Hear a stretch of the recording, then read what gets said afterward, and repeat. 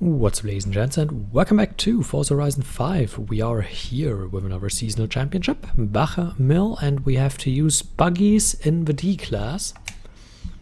As you can see in just a moment, there are only 2 buggies, so there's not a whole lot you can use. And only 1 in the D class, because the other one is tuned, but we can just quickly show.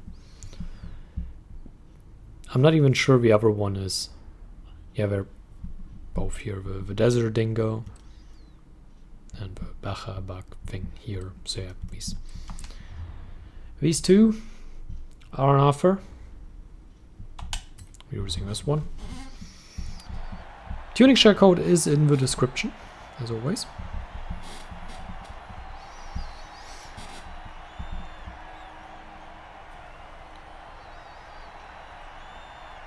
And I hope we will have a good race.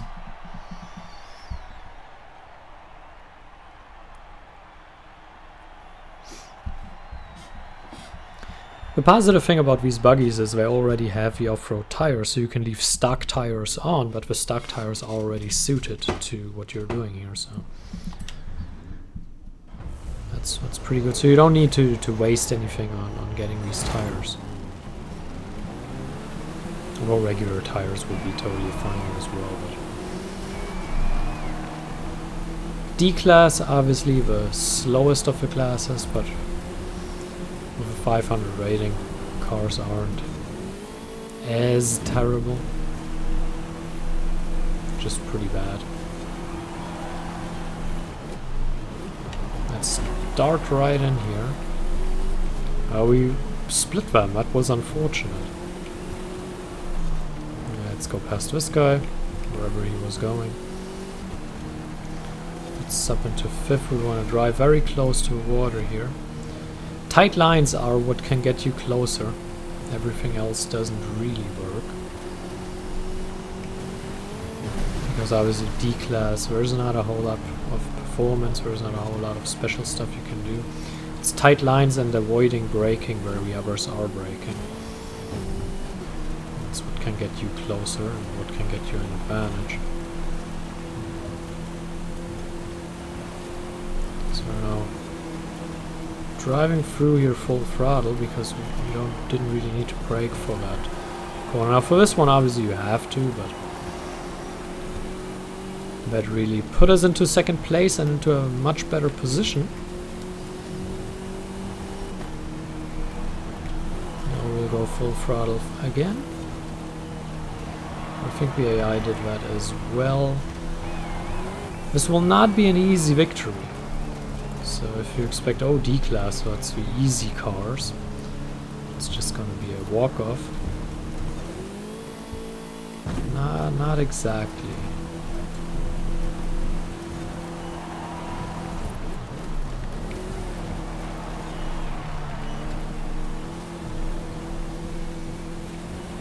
Certainly lost some time in that corner here.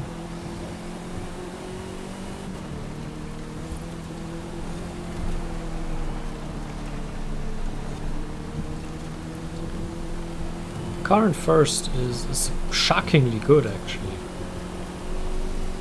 Let's try to avoid the water as much as we can and then try not to lose any speed around here, get a little bit closer. Make use of these corners here again to get a little bit closer. Especially this one. That should allow us to close in. Now we want to dart inside. We have 1 more lap to go, but now we are in a position where we can at least challenge. We were in a position where we could have held him behind, but the control over the car wasn't right, and had some difficulties keeping him behind. Now we're in a good position to press him to the outside, and that puts us into 1st. Now we just need to defend 1st. But obviously it's the section in the end, or towards the end of the lap, that really will make the difference. Using a tight line this time.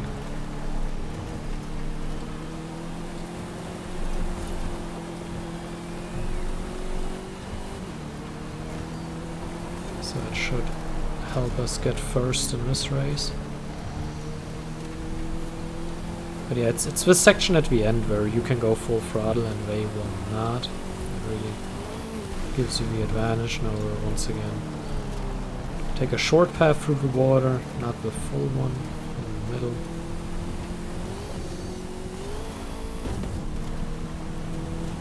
And now is the section where we have our advantage. Oh, it was terrible.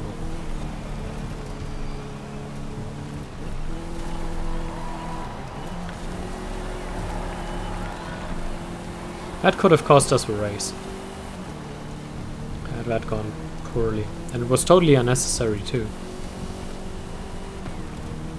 We're still going to win the race because we have a decent lead, but yeah, that was so awful.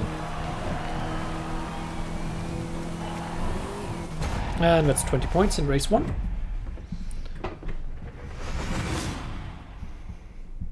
These races unfortunately pretty long because we're in D-class cars and, well, we're slow.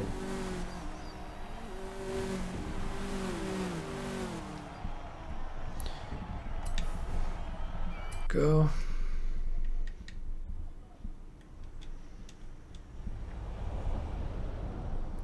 Two more wins would be good.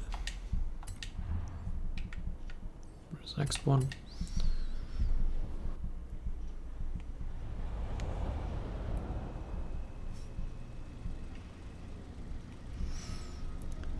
But you could see how important it is to figure out where your advantages lie and use those.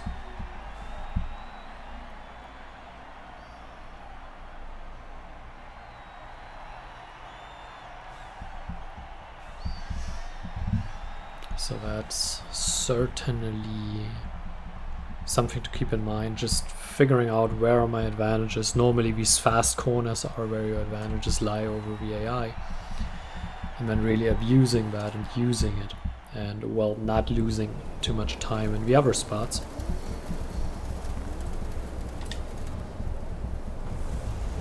There's the California Trail. Won a dirt race. I never won a dirt race in a buggy. Are you serious? Oh well. I'll make sure we're on the inside here, so... It was pretty tight. We actually took that checkpoint very tightly and didn't leave a gap. But we still somehow made it through.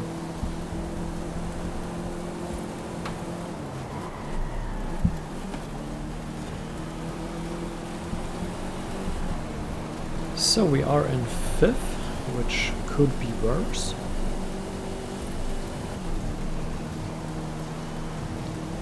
Now we have some corners where we should be able to close up, because it's the fast corners that I spoke of. You can see here how we are closing in and going past in those. More fast corners, and that's really the advantage that we have, and that's where you must make sure that you use it and you make the most of it so that you grab the lead. Because the amount of advantageous positions on the track isn't that big, especially on a sprint race like this one, where you don't get to repeat these sections. Obviously when you do a circuit type race you can figure out your advantages in lap 1 and then pound them home in lap 2 and 3, but that obviously doesn't work in a sprint type race.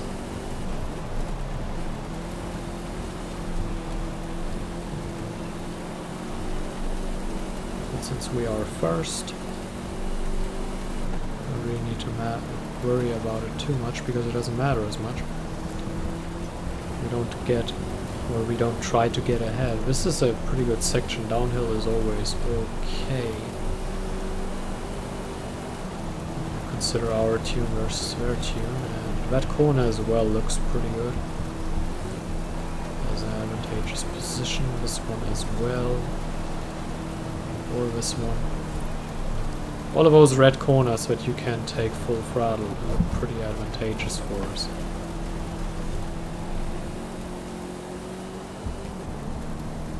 How do you know which corners you can take full throttle? Well, some of it is experience, looking ahead at the road to know what's up.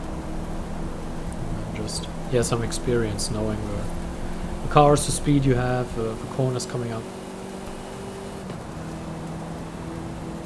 And then judging it for yourself. If you're unsure, then tap the brakes or whatever, but then you really lose that advantage of going through.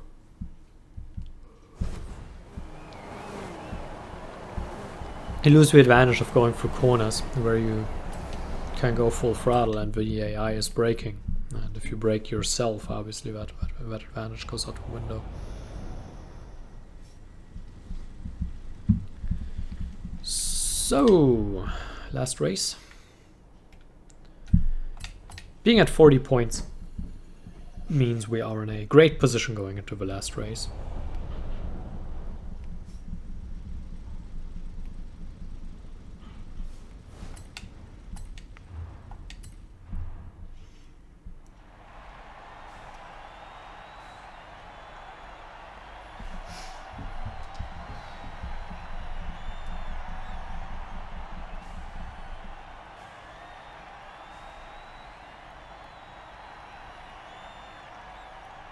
It's actually kind of funny, I stopped opening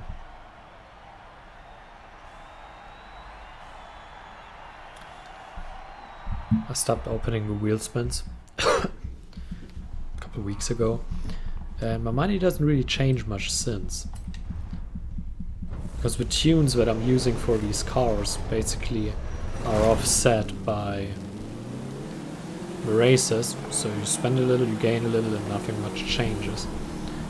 Obviously you sometimes gain a little. I mean, overall I'm still gaining because you get the wheel spins from leveling up that you can't avoid. A lot of the wheel spins I'm not even popping right now, so I can probably add a mil or two just by doing that. This race should be pretty straightforward because you have such a long acceleration period here at the start where you can just drive past everyone. So if you're using that tune, you should be doing okay. Now we're on first already.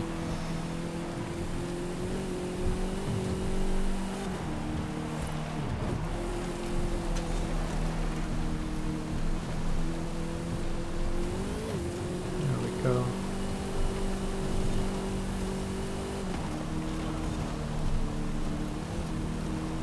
And there we go.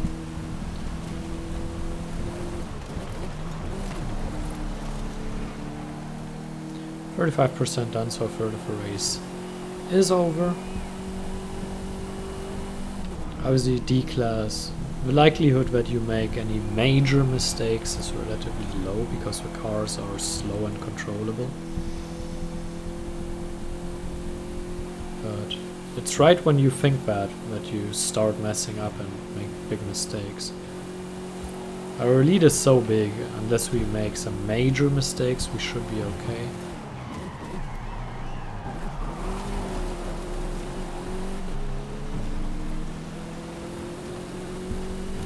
%, nearly done. There we go.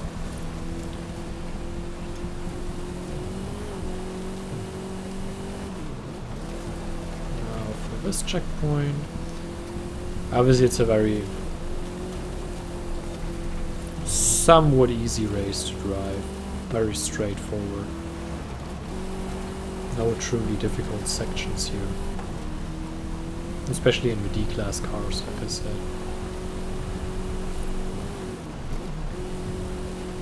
I mean, it's mostly dirt, and you just drive over it and it's fine.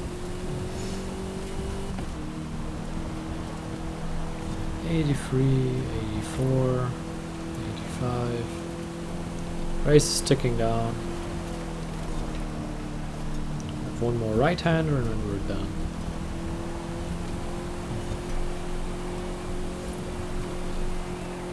Unless you want to count that as a right-hander as well.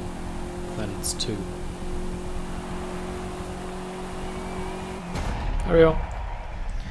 That's 60 points. I wonder if we get a wheel spin again and level up. I don't think we do.